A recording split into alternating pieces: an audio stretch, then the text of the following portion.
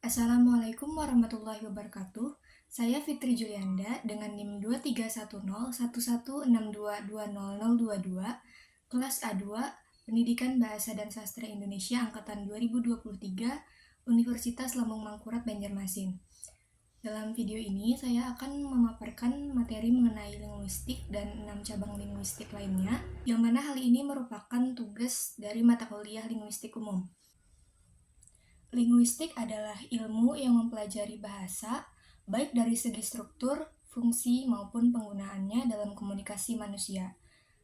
Linguistik terbagi menjadi 6 cabang, yaitu fonologi, morfologi, sintaksis, wacana, semantik, dan pragmatik. Yang pertama yaitu fonologi.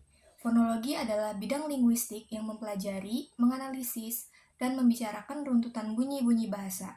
Secara etimologi terbentuk dari kata fon yaitu bunyi dan logi yaitu ilmu.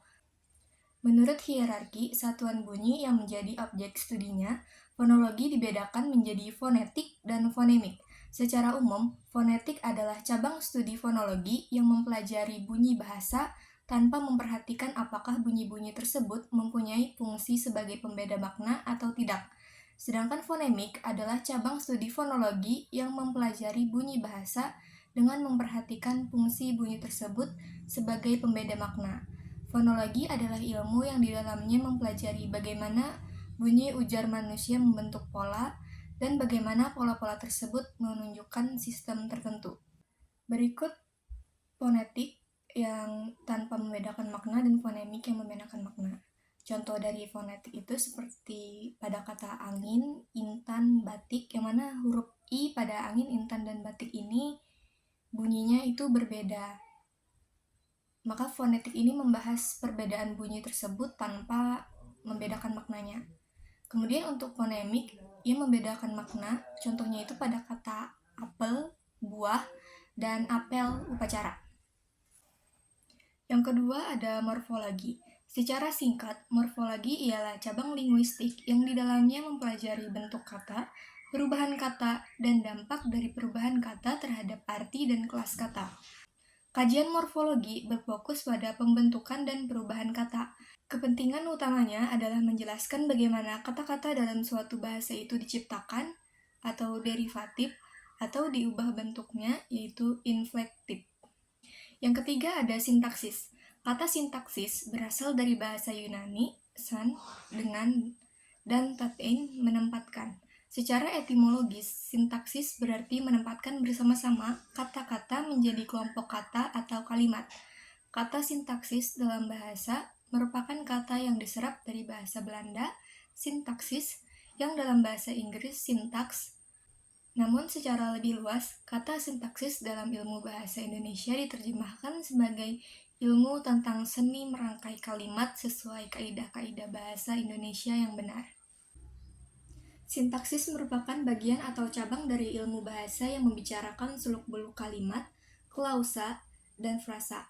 Frasa sendiri adalah kesatuan yang lebih besar dari kata dan lebih kecil dari kalimat. Frasa dilihat dari segi hubungan distribusi unsur-unsurnya terdiri atas frasa endosentrik, atributif, koordinatif, apositif, dan eksosentrik. Klausa adalah satuan sintaksis yang lebih besar dari frasa dan lebih kecil dari kalimat. Kalimat adalah satuan sintaksis yang disusun dari konstituen dasar yang biasanya berupa klausa, dilengkapi dengan konjungsi bila diperlukan, serta disertai dengan intonasi final. Kemudian yang keempat ada wacana. Istilah wacana berasal dari bahasa Sanskerta yaitu wach, wak, atau vak. Arti kata tersebut adalah berkata atau berucap. Kata wach yang tergolong kata kerja mendapat imbuhan berupa akhiran ana, sehingga menjadi wacana. Jadi, wacana dapat berarti tuturan atau perkataan. Di Kamus Besar Bahasa Indonesia, wacana tergolong dalam kelas kata benda, nomina yang mempunyai arti. 1. Ucapan, perkataan, tuturan. Yang kedua, keseluruhan tutur yang merupakan suatu kesatuan. Dan yang ketiga, satuan bahasa terlengkap. Realisasinya tampak pada bentuk karangan utuh seperti novel, buku, atau artikel. Yang kelima ada semantik. Kata semantik merupakan istilah teknis yang mengacu pada studi tentang makna. Berasal dari bahasa Yunani kuno sama, bentuk nominal yang berarti tanda atau lambang. Bentuk verbalnya adalah semano yang berarti menandai atau melambangkan. Semantik menelaah lambang-lambang atau tanda-tanda yang menyatakan makna, hubungan makna satu dan yang lainnya, dan pengaruh makna terhadap manusia dan masyarakat.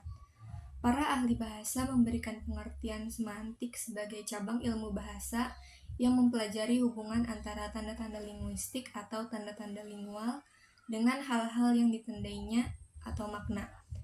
Istilah lain yang pernah digunakan hal yang sama adalah semiotika, semiologi, semasiologi, dan semantik.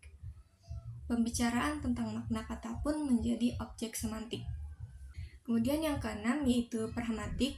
Dalam Kamus Bahasa Indonesia edisi ketiga tahun 2005 disebutkan bahwa pragmatik adalah yang berkenaan dengan syarat-syarat yang mengakibatkan serasi tidaknya pemakaian bahasa dalam komunikasi. Menurut International Pragmatics Association atau IPRA, yang dimaksud dengan pragmatik ialah penyelidikan bahasa yang menyangkut seluk-beluk penggunaan bahasa dan fungsinya. Bahasan pragmatik mencakup tindak tutur, konteks, implikatur, dieksis, dan maksim kesantunan dan kesopanan.